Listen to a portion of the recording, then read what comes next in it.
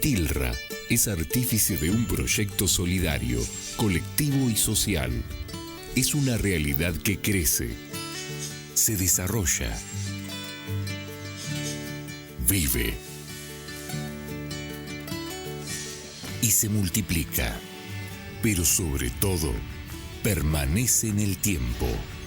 ATILRA, más de 70 años sembrando de sueños el camino.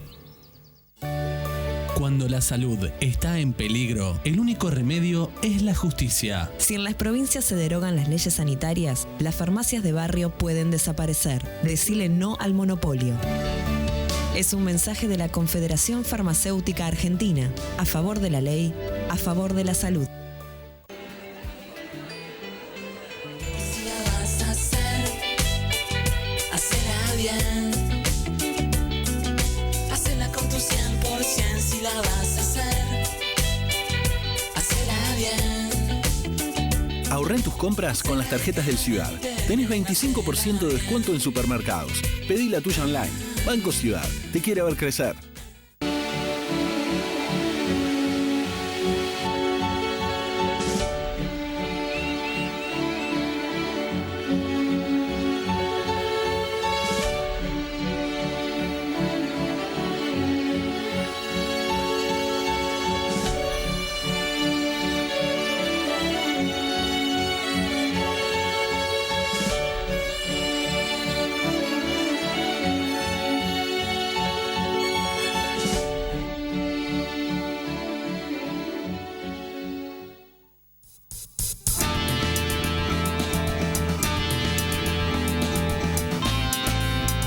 Hola, ¿qué tal? Muy buenas noches, bienvenidos acá nuevamente a Economía 4D y ya estamos en una nueva etapa, ya tenemos gobierno nuevo, habemos presidente, todo lanzado. Ahora ya en un ratito te vamos a estar contando algunos detalles sobre lo que viene en materia económica, en materia política. Hay muchas novedades en todo esto de acuerdo a lo que viene ya a partir de las próximas horas, porque aparte hay muchas urgencias que acá te venimos contando en este programa hace ya mucho tiempo. Buenas noches, Gustavo, ¿cómo andás? ¿Cómo te va, Agustín? ¿Cómo le va a todos ustedes? Y bueno, me tomo de las palabras de Agustín Datelis. Habemos presidente y bueno, hay mucha tela para cortar del discurso presidencial y bueno, vamos viendo en el transcurso de los días cómo se van implementando distintas medidas, las que son inmediatas y las que se van a desarrollar en el mediano plazo. Pero Agustín, te propongo para que vos el primer comentario, escuchamos al presidente de la Nación cuando hizo referencia al presupuesto que entregó Mauricio Macri.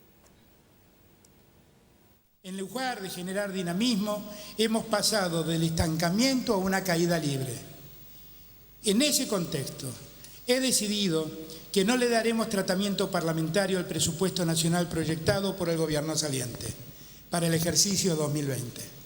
Sus números no reflejan ni la realidad de la macroeconomía, ni las realidades sociales, ni los compromisos de deuda que realmente se han asumido.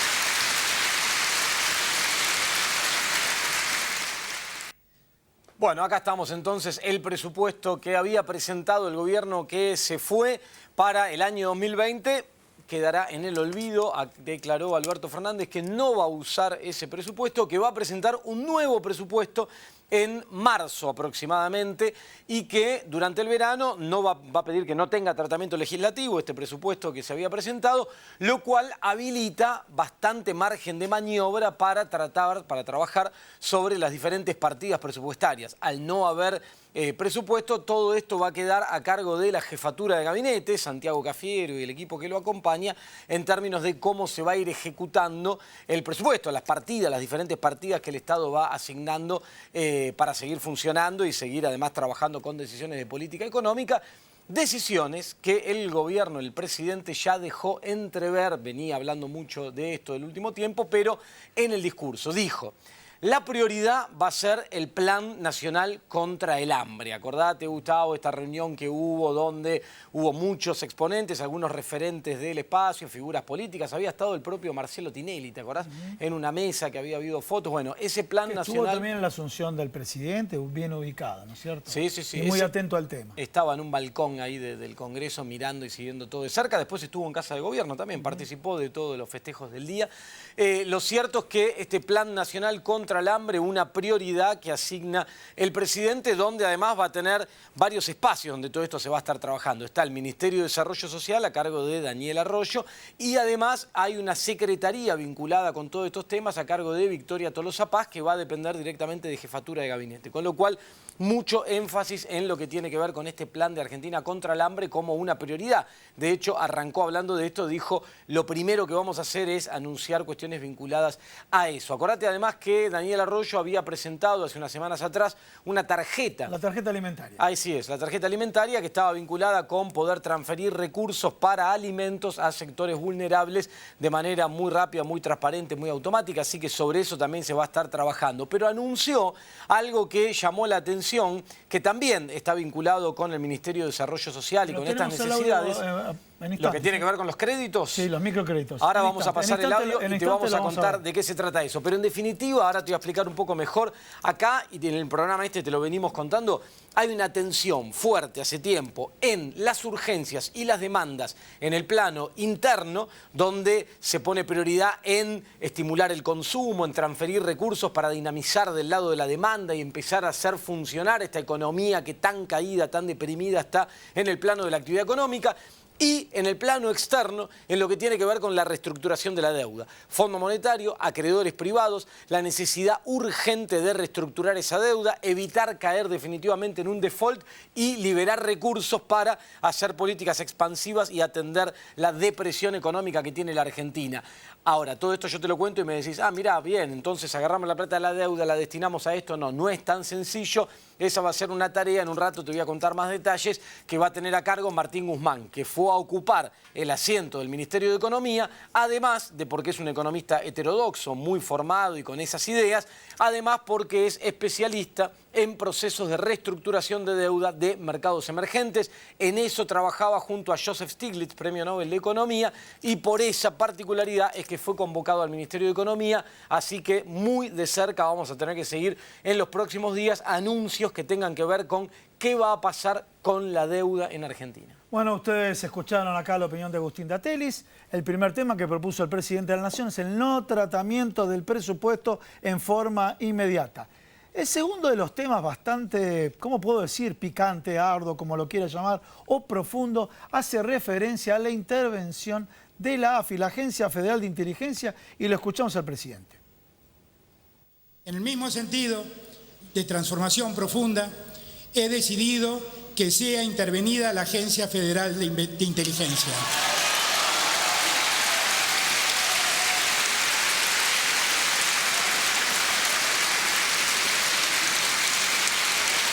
Queremos impulsar así una reestructuración de todo el sistema de inteligencia e información estratégica del Estado.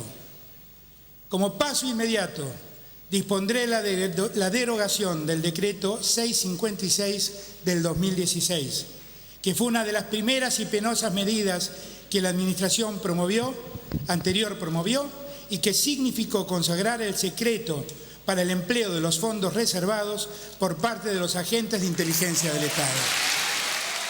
Bueno, acá ustedes escucharon el empleo de los fondos reservados. A ver si recuerdan, parece que pasó un siglo, pero fue hace muy poco tiempo. Soy yo, Cristina, y la mala palabra que sigue a continuación. No aportaba nada en un programa de televisión, pero los servicios de inteligencia con un presupuesto tan significativo dedicado a eso. ¿Y saben a qué se tiene que dedicar? Fíjense esta foto, porque justo en otro medio, en otro canal, dije que no iba a venir ningún representante de Brasil, porque no iba a venir ningún representante de Brasil, y ahí lo estamos viendo a Hamilton Mourão, el vicepresidente de Brasil. Y esta foto comunica mucho, ¿por qué? Primero, porque Alberto Fernández, hablando de Latinoamérica, hizo referencia específica a Brasil. Y cuando hizo referencia específica a Brasil, dijo, tenemos que dejar de lado el punto de vista que pueda tener yo como presidente o el que pueda tener otro presidente. Y sigamos con la imagen de Hamilton Mourão. Mourão es la pronunciación. Hamilton Mourão fue que por un lado Jair Bolsonaro avanzaba con Donald Trump y que fue el que permitió los acuerdos bilaterales con China. No es un dato menor. Quiere decir que él vino específicamente porque un sector empresario de Brasil le dijo, cuidado con romper las relaciones con la República Argentina porque hay intereses comerciales recíprocos. Y esto tiene que ver con la Agencia Federal de Inteligencia. la Agencia Federal de Inteligencia tiene que pasar este tipo de información. ¿Dónde hay que tocar el timbre? ¿Quiénes son las personas claves para trabajar en relaciones comerciales? Y no para este tipo de pavadas, audios y demás que se han empleado en gestión anterior. O ¿saben qué? Si una persona es inocente o culpable, no merece salir, que los medios de comunicación tengan la información, que salga con las esposas a la mañana, con pijama, esposado y demás. Y esto fue el espectáculo triste que vimos a través de los servicios de inteligencia. Y además, hablando de servicios de inteligencia, vínculos con la justicia, vínculos con los medios de comunicación, habló también de una nueva modalidad para asignar pauta publicitaria sobre los medios de comunicación, evitar estos vínculos estrechos que hay en los subterráneos muchas veces, que hacen que, por ejemplo, conocimos hace poco casos de periodistas que parece que salían a correr por Palermo y un pato salía del lago con un cassette en la boca y le daba el cassette que después terminaba pasándose en vivo por todos los canales de televisión. Bueno, ese tipo de cuestiones daban cuenta de fuertes vínculos que apunta el gobierno, el nuevo gobierno de Alberto Fernández, a cortarlos. Y además, ya que hablamos de la AFI, acordate que también estableció un vínculo muy interesante, que dijo, todos esos fondos absolutamente poco transparentes o nada transparentes que se destinaban a estas cosas raras, patos con cassettes en los picos y estas cosas, van a terminar trasladándose a financiar el programa de Argentina contra el hambre. Lo dijo en el discurso que dio. Dijo, ¿cómo se va a financiar ese programa? Bueno, con plata de la AFI que iba a parar a estas cosas que nadie sabe qué eran. Bueno, ahora van a ser transparentes, se van a conocer y además estos fondos van a ir a parar a este flagelo que hoy azota a la Argentina, consecuencia de la política monetaria también, pero de la política económica de estos últimos 4 años. Agustín, ¿vos te imaginás qué estarán haciendo ahora los agentes de la AFI? ¿Estarán borrando archivos, rompiendo papeles, destruyendo discos rígidos con el tema de la intervención? ¿Qué tema, eh? ¿Qué tema? ¿Qué va a pasar con la mano de obra desocupada si muchos de ellos pasan a estar desocupados? Un tema bastante complejo que está a cargo de Gustavo Vélez, que cuando lo quiso hacer no lo pudo implementar. Segundo gran desafío de Alberto Fernández. Y ahora sí, si podemos escuchar el nunca más, que no está referido en este caso a las desapariciones, sino a lo que comentó Agustín recién, la relación entre la justicia y los medios de comunicación. Frente a esta asamblea y frente a todo el pueblo argentino, un contundente nunca más. Nunca más. Nunca más a una justicia contaminada por servicios de inteligencia. Nunca más a una justicia contaminada por operadores judiciales, por procedimientos oscuros y por linchamientos mediáticos.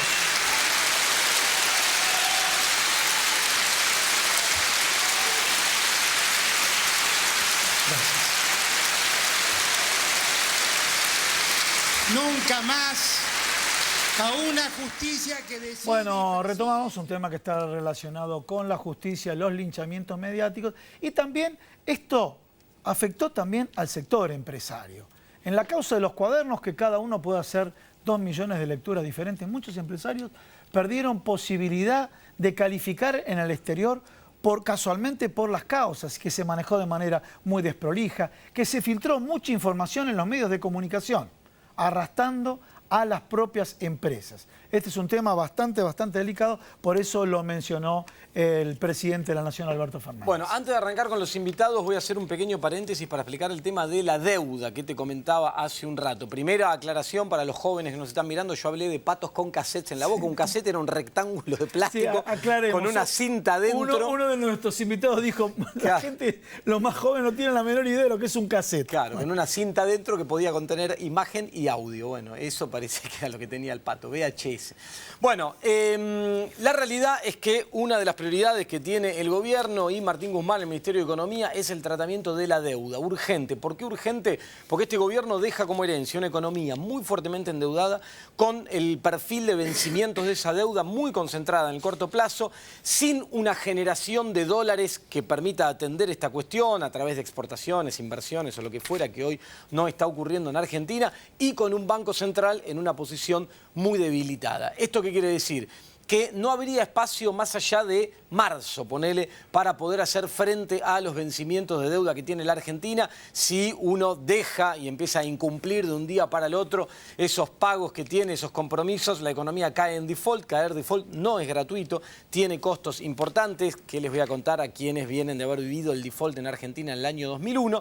Pero lo cierto es que para evitar esta situación es que Martín Guzmán viene trabajando hace mucho tiempo en lo que podemos llamar un proceso de reestructuración preventiva, es decir, sentarse con los acreedores privados. El Fondo Monetario es un capítulo aparte, pero primero lo primordial es sentarse con los inversores, con los acreedores privados y proponer un canje de esa deuda de manera voluntaria, ¿sí? Que contemplaría, según lo que viene trabajando Martín Guzmán, un periodo de gracia en principio de 2 años. Es decir, que la Argentina deje de pagar vencimientos de intereses de capital durante 2 años. Obviamente que no es que dejo de pagar y entre 2 años sigo como si nada pasara. Esos intereses se tendrían que capitalizar o en los propios bonos o en un instrumento nuevo. Hay que ver si este proceso de reestructuración implica o no implica una quita de capital sobre los bonos que hoy tienen los acreedores de la Argentina. Bueno, todo esto se va a instrumentar. Lo cierto es que la lógica es, si logramos de manera amigable, voluntaria entre las partes, frenar el pago de intereses, que hoy es la segunda partida presupuestaria, ¿sí? Después de seguridad social, donde están las jubilaciones, las asignaciones, etcétera, la que le sigue en el presupuesto son los intereses de la deuda. Si liberamos eso, podemos tener recursos, junto con otras cosas, para financiar y transferir hacia los sectores más vulnerables que hoy impulsarían el consumo. Si al final del camino eso funciona y la economía empieza a crecer, se acomodarán las cuentas públicas, habrá crecimiento, habrá ingreso de dólares genuino a través de exportaciones, inversiones en una economía que recupera su confianza y podrá pagárseles como corresponde a los acreedores. Si esto no se logra, es imposible que Argentina pueda seguir pagando estos vencimientos de deuda en el corto plazo. Esto, más o menos, es lo que viene a plantear Martín Guzmán. El tema es que para que esto sea voluntario y para que el día de mañana no aparezca un viejo amigo de la Argentina, que son, todos recordarán, los famosos fondos buitre, vos tenés que lograr muchas voluntades, ¿sí?, que se incorporen a esto. En el caso de los bonos viejos, si no me equivoco, tenemos un economista invitado acá que si me equivoco en algún número me va a corregir, pero en el caso de los bonos que vienen de la reestructuración anterior, tengo entendido que el 85% es lo que uno de los tenedores debería concentrar y en los bonos nuevos apenas el 60% para generar algo que se llama cláusula de acción colectiva, que impediría que el día de mañana aparezca uno de estos fondos buitre y otra vez empiece a litigar contra la Argentina. Esto es un desafío que contado parece que fuera algo no tan complejo, llevado a la práctica es algo recontra complejo y es el principal desafío que tiene Martín Guzmán para poder hacer lo que quiere del otro lado, en el frente interno, que es política expansiva, tirar plata a los sectores más postergados para estimular el consumo y hacer que esta rueda de círculo vicioso que tenemos en Argentina con una economía que no para de caer, reaccione y empiece a generar una idea de crecimiento al final del camino. Y hablando de plata a los sectores más postergados, vos lo estabas pidiendo, Agustín, ahora sí escuchamos al presidente de la Nación cuando habla de los microcréditos. Y ahora sí, en instantes, después de este video, vamos a presentar a los invitados. Hoy nuestros compatriotas tomaron créditos para comprar alimentos y remedios o para pagar las facturas de los servicios públicos. Las abuelas y abuelos se endeudan para comprar medicamentos y empezaron a comer menos y peor. La situación de las pymes tiene también proporciones dramáticas, requiriendo un alivio fiscal y estímulos apropiados. La capacidad ociosa de nuestras fábricas, industrias y comercios también constituye un despilfarro de energías productivas. Queremos un Estado presente, constructor de justicia social, que le dé aire a las economías familiares. Por eso vamos a implementar un sistema masivo de créditos no bancarios que brinde préstamos a tasas bajas.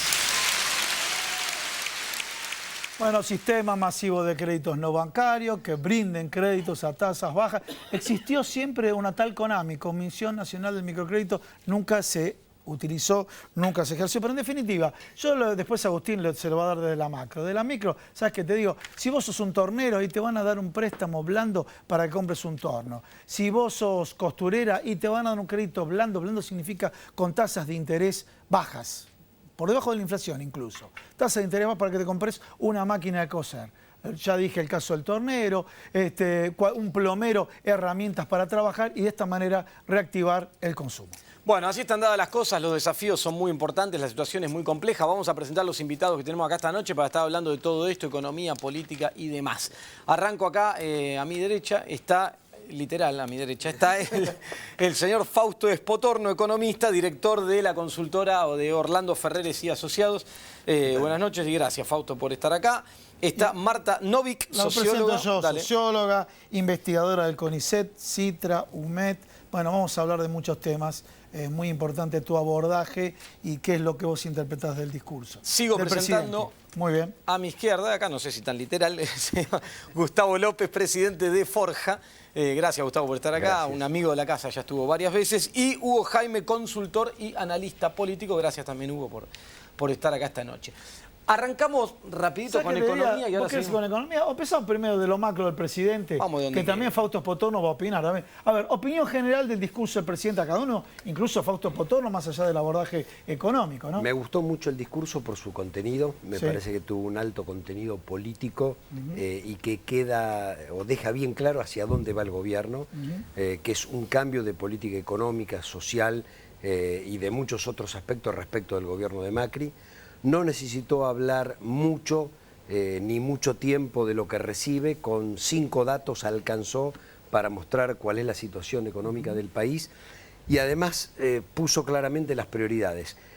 Hizo un repaso de muchas cosas de muchos ministerios, ¿sí? Porque habló mucho de educación, habló de ciencia y tecnología, de agregar valor, pero básicamente plantó las 4 o 5 cosas que lo van a mover, que es los que menos tienen, el programa alimentario, es decir, el hambre ya, la renegociación de la deuda, con la espera por el no pago de los intereses y del capital, y algo que el Consejo Económico Social, algo que va a salir por ley y que pretende ser una política de Estado, no de aquellas cosas que son imposibles conciliar, sino de aquellas cosas que son posibles conciliar, y es si vamos o no a tener un modelo productivo. Él dijo que Argentina tuvo 2 grandes acuerdos en estos 36 años de democracia, y uno de esos acuerdos fue el nunca más. Bueno, nunca tuvimos un acuerdo en términos de modelo económico productivo, y bueno, creo que fue un gran discurso. Yo te digo, a ver, creo que es clave el Consejo Económico y Social y lo que vaya a salir de ahí para reordenar la macro.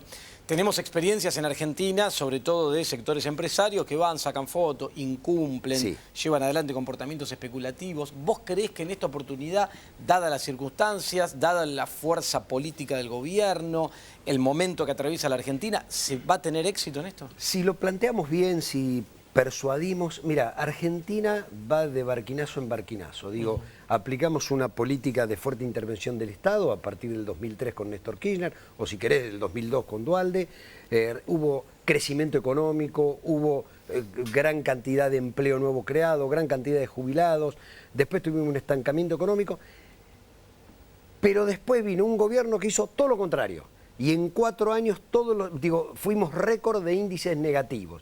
Entonces digo, no hay ningún país que se sostenga, por un lado, activando la industria, y por el otro lado viene otro gobierno y destruye la industria. Digo, porque además la destruye, digo, literalmente. Entonces ahora hay que reconstruir y con suerte dentro de 10 años, 5 años u 8 años vamos a estar como estábamos hace 10 para atrás. Entonces me parece que esto está faltando. Los empresarios lo están viviendo en carne propia. Digo, ¿a qué empresario le fue bien en la Argentina? Digo, alguien que produzca bien esos servicios. A las privatizadas, a las empresas de servicios públicos, a las petroleras y a los bancos. Digo, y aquel que produce cosas, a nadie le fue bien.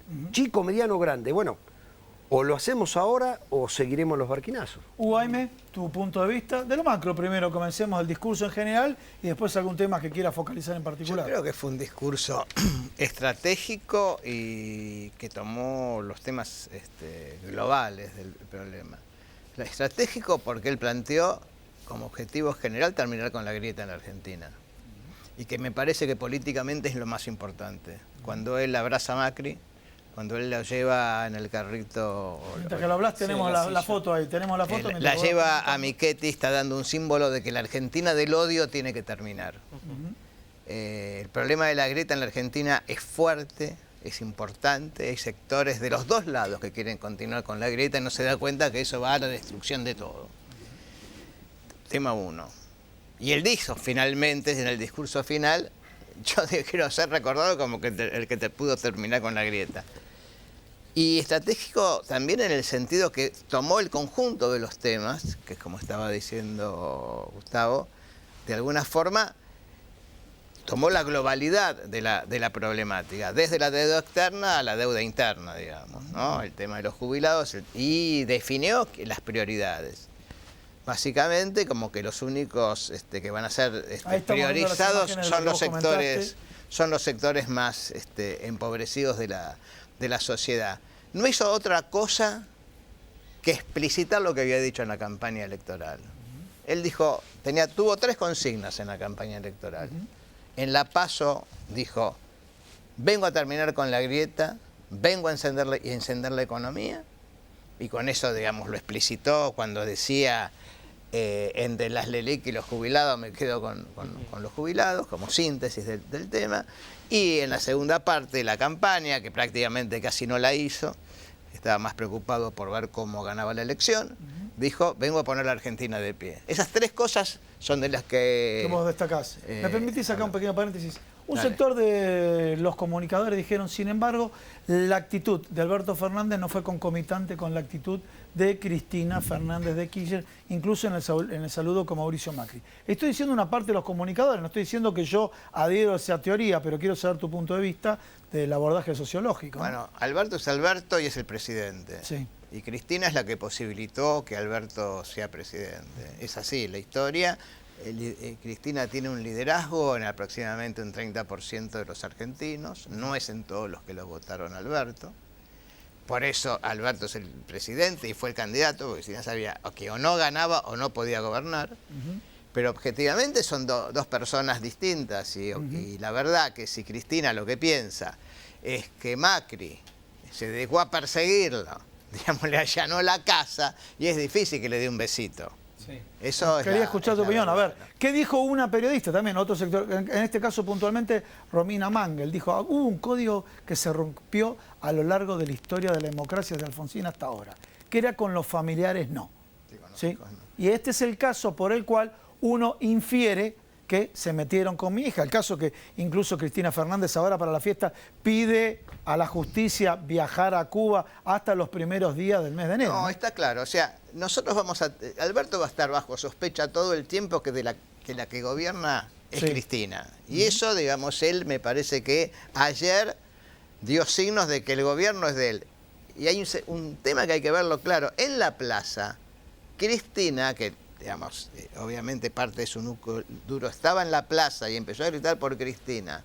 Cristina logró que a los 5 minutos empiecen a decir Alberto presidente, Alberto presidente. O sea, fue clara Cristina, dijo, el presidente es Alberto Fernández. Y lo que viene, me parece, es una fórmula que ganó un presidente que va a consultar con la vicepresidenta, pero que va a tomar las decisiones él. Hacemos un pequeño corte, Gustavo, y ya Sí, seguimos señor. con el resto de los invitados, Fausto, Marta y también ustedes, que además les quiero preguntar, porque hablamos del discurso del presidente, ¿qué les pareció el discurso de Axel Kicillof, que asumió en la provincia de Buenos Aires?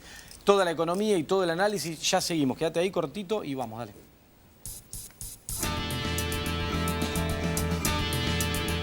Atilra es artífice de un proyecto solidario, colectivo y social. Es una realidad que crece, se desarrolla, vive y se multiplica, pero sobre todo permanece en el tiempo. Atilra, más de 70 años sembrando de sueños el camino.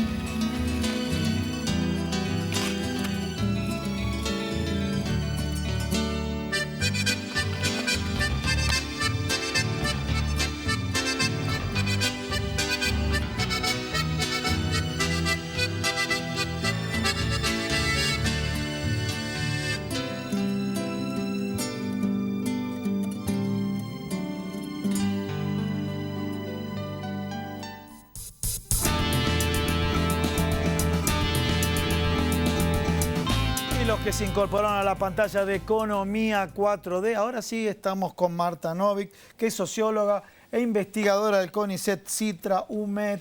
Y te vamos a preguntar, Marta, a ver, el tema del trabajo en el discurso del presidente de la Nación hizo un abordaje con respecto al trabajo, las nuevas relaciones de trabajo, y me imagino que la tecnología tiene un rol preponderante, ¿no? Sí, yo primero voy a decir que el discurso me emocionó, digamos. ¿Ah, sí? Me pareció que era una recuperación del sentido de la democracia y del sentido también de los valores, de cuáles son los valores que tiene que tener una sociedad. Cuando habló de la ética de las prioridades, por ejemplo. Claro, digo, eso y además la recuperación con respecto a la responsabilidad en salud, la responsabilidad en educación, la responsabilidad con respecto a la incorporación de los sectores de cooperativas, de economía popular, y me parece que en eso empieza a haber una concepción de trabajo más amplia de la tradicional, que es pensar solo el trabajo para los trabajadores registrados o los trabajadores de la economía formal. En la Argentina tenemos un alto porcentaje de trabajadores informales o no registrados, y en esta economía popular, que es difícil de integrar, pero que hasta ahora nunca se la había contemplado como tal y pensar para...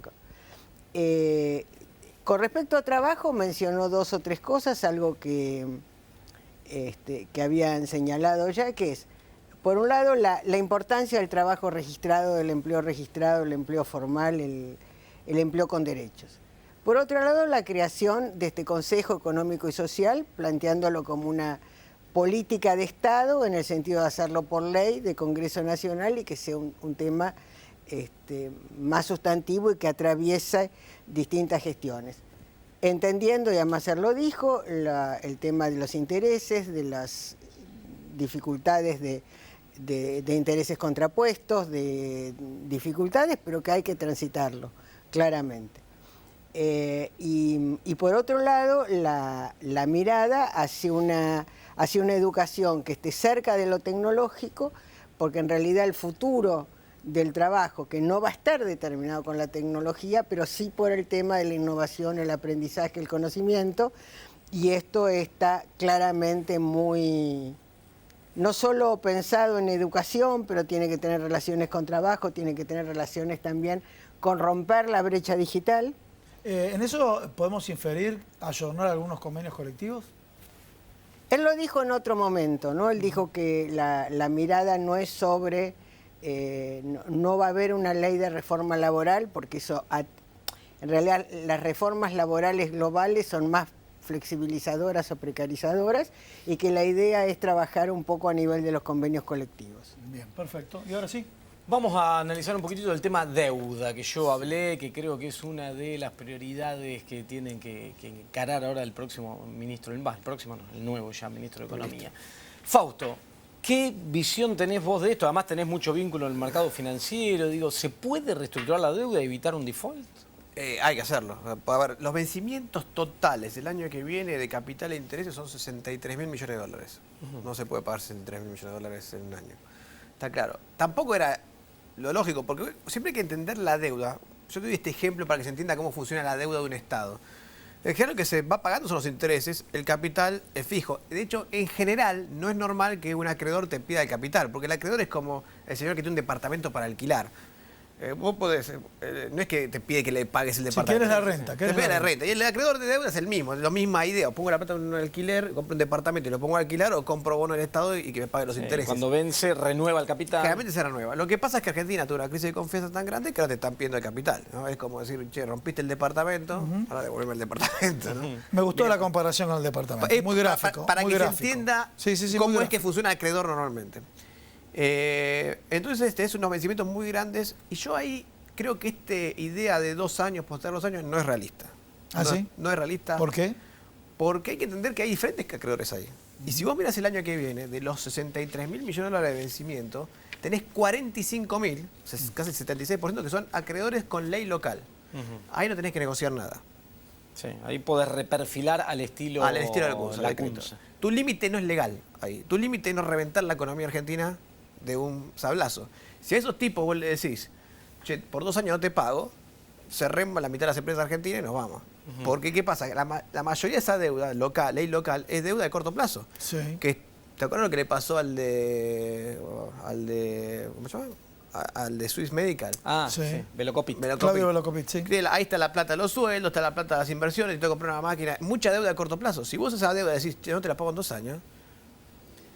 Tiene un atraso tecnológico en salud, 45.000 millones que vos decís, ¿cuánto es en dólares, cuánto es en pesos? Eso es y de ahí importante. tenés más o menos mitad y mitad. Más o menos mitad y mitad. O sea que, a ver, está bien como idea general, para decirlo en un discurso presidencial y rápidamente, está perfecto. Ahora, cuando vas al detalle, te empiezas a encontrar un montón de problemas. Para que si todos estos tipos que yo le prometí pagarle hace 3 meses, no le pagamos, se lo dijimos, bueno, te lo postergamos 60 días. No, y ahora te postego 2 años. La reacción automática va a ser, en algunos casos, despedir gente. Los bancos ya están despidiendo gente. La otra reacción va a ser, bueno, no puedo pagar, cierro. Hay empresas con problemas financieros. Y la deuda, la otra, la que tiene legislación de afuera, que son 20.000 millones. 15.000 millones, sí. Bueno, ahí tenés un problema más grande, porque tenés que juntar voluntades, como explicaba yo. Pero también, otra vez, hay espacios. Por eso digo, esto no lo digo para decir que es difícil, digo que hay espacios donde te puedes mover. La deuda ley local es más fácil porque no tenés tanta negociación. Lo que sí tenés que tener muy en claro, y acá es donde vendrá la expertise del que negocie, de entender bien dónde tocar sin romper y dónde si toco rompo. A la CUSA le pasó, reperfiló y casi se le generó un problemón. Entonces, eso es más una expertise de calle. De hecho, tuvo que desperfilar a las una provincias. Tal cual. Entonces, esa parte es delicada desde el punto de vista de la actividad económica. Entonces, si vos vas a hacer una bestialidad y después por más que inyectes guita con crédito no bancario, te va a quedar todo corto.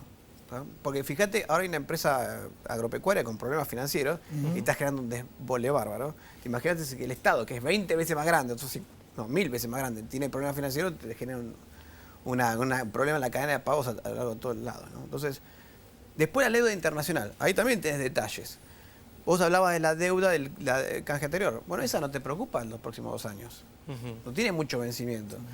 Es cierto, necesitas más consenso, pero la verdad es que podés dejarla de lado, que es lo que pensaba la CUNSA, y no pasa nada porque no tenés que pagarla durante los próximos 2 años.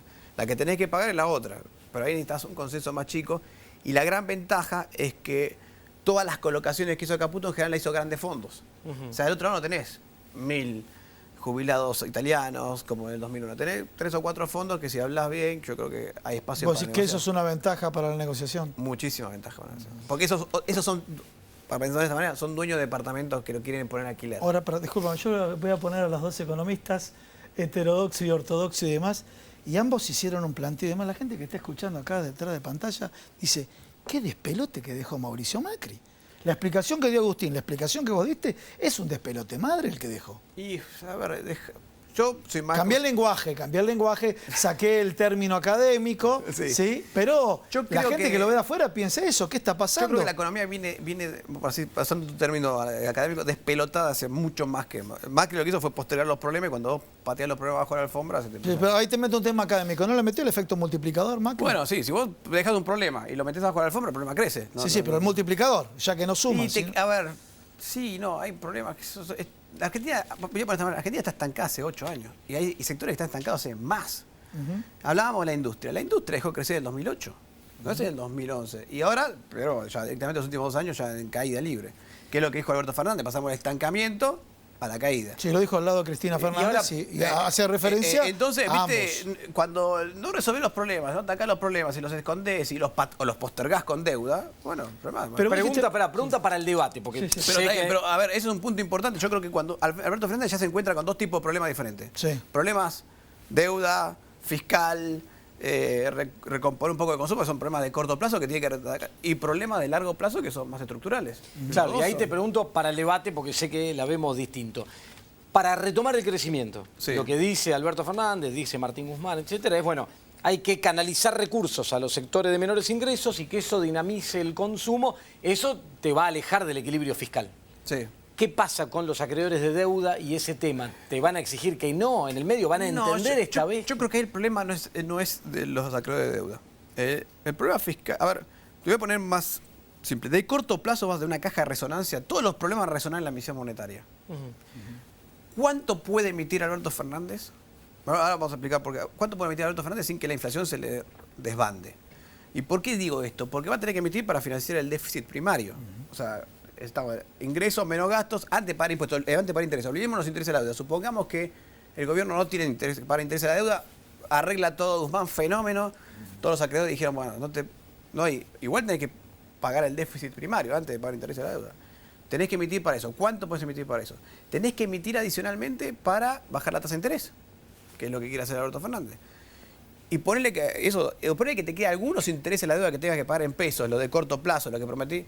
Bueno, ¿cuánto puedo emitir para hacer frente a todo eso? Y ahí va a estar la restricción presupuestaria de Alberto Fernández.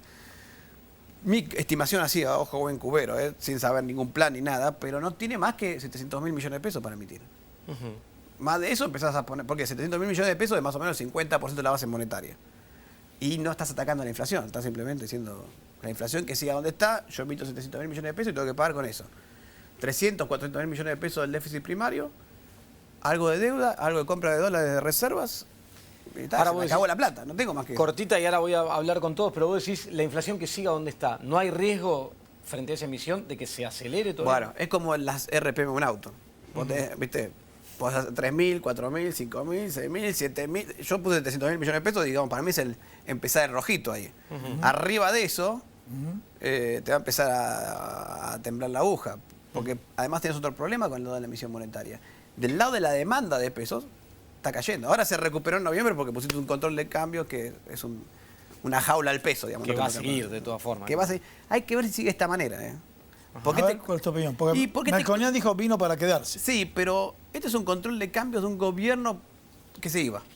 Sí. Puso un control de cambios para llegar. Llegué. Sí. Ahora, no sé... Me estás diciendo que despelote con eso. No sé si es el control de cambio que yo tendría si tengo que empezar. Ah, bien.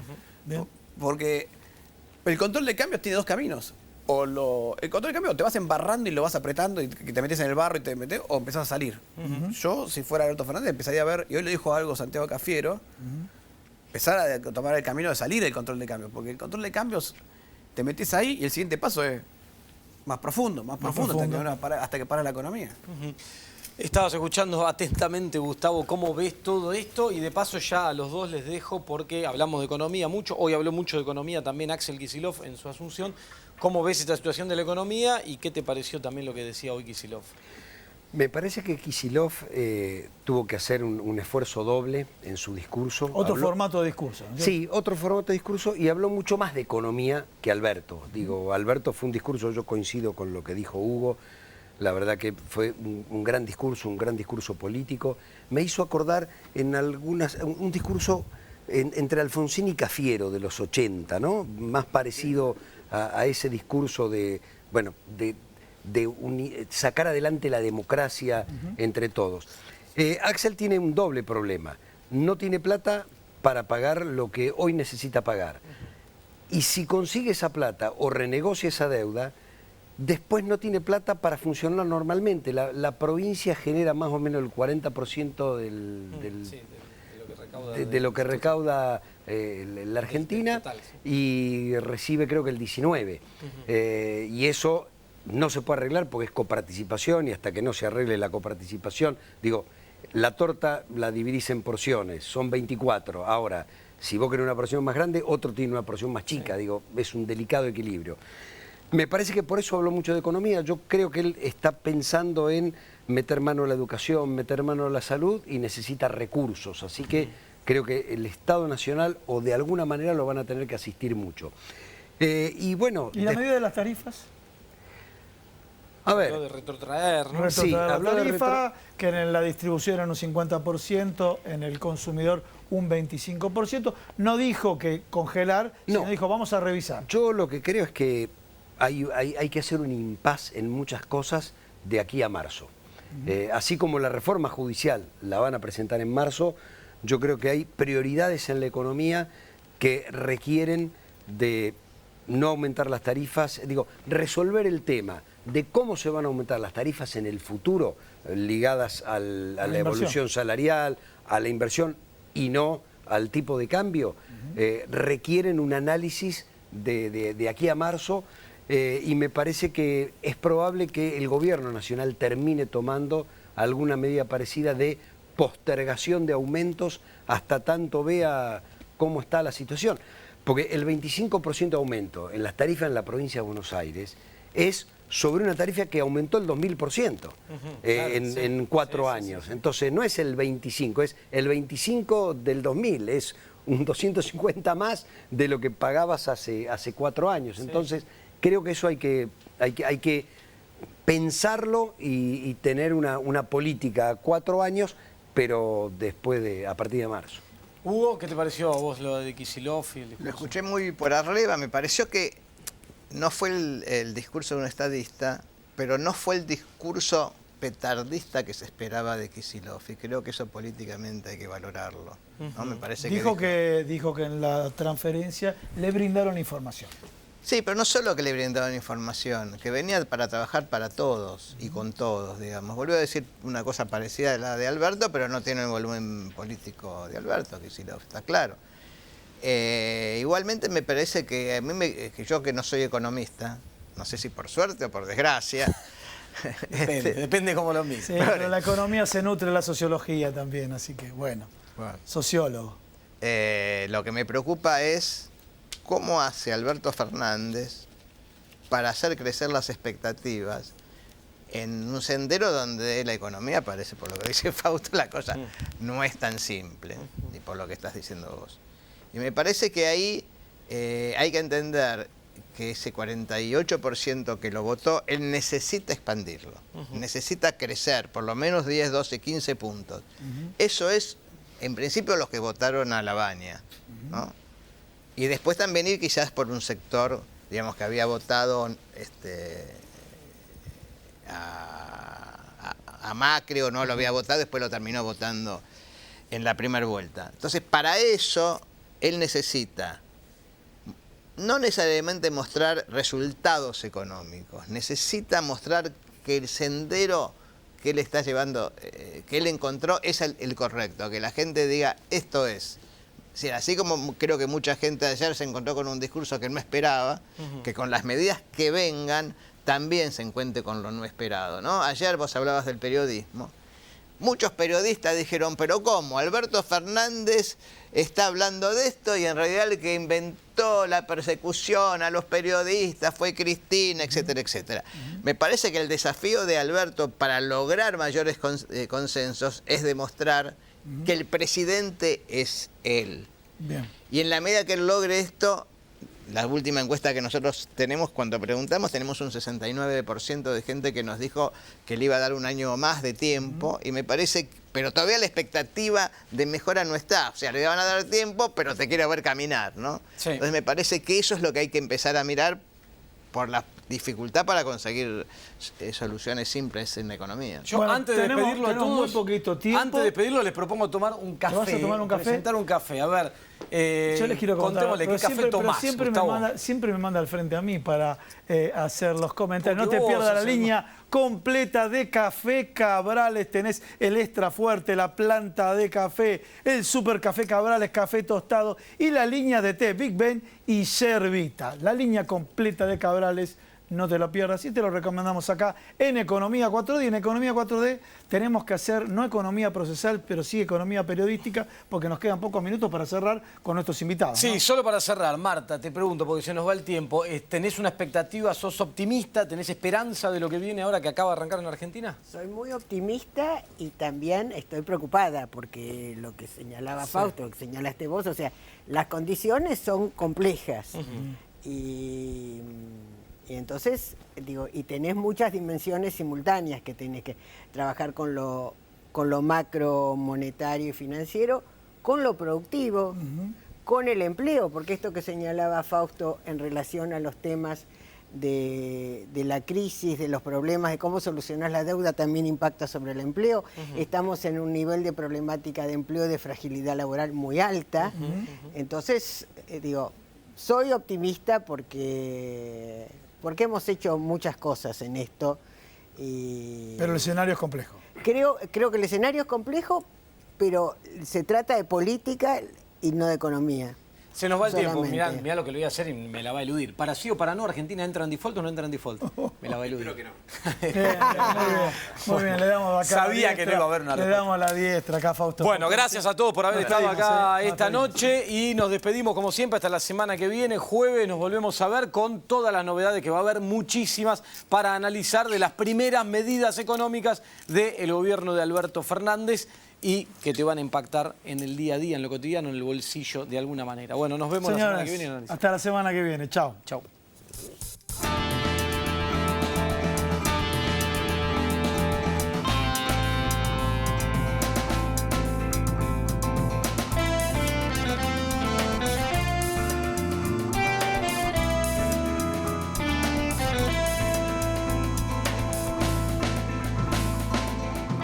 Atilra es artífice de un proyecto solidario, colectivo y social. Es una realidad que crece, se desarrolla, vive y se multiplica, pero sobre todo permanece en el tiempo.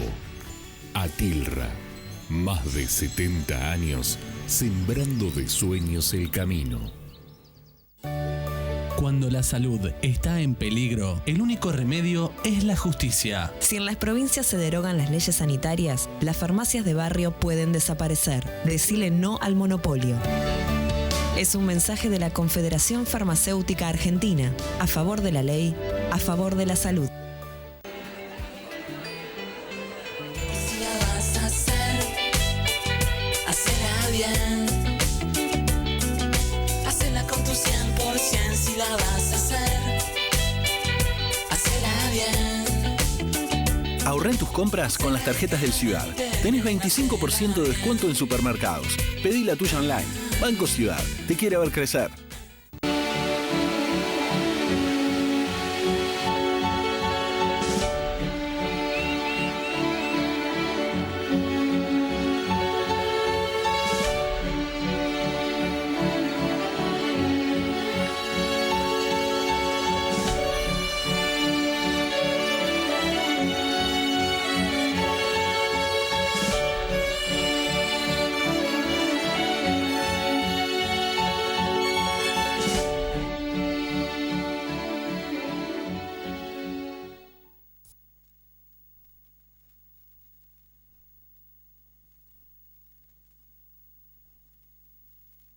Defensor del pueblo de la provincia de Buenos Aires.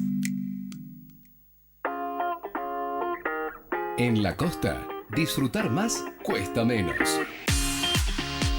En Mundo Marino y Termas Marinas pagás 150 pesos menos sobre el valor de la entrada, más una cuponera de descuento de hasta el 50%.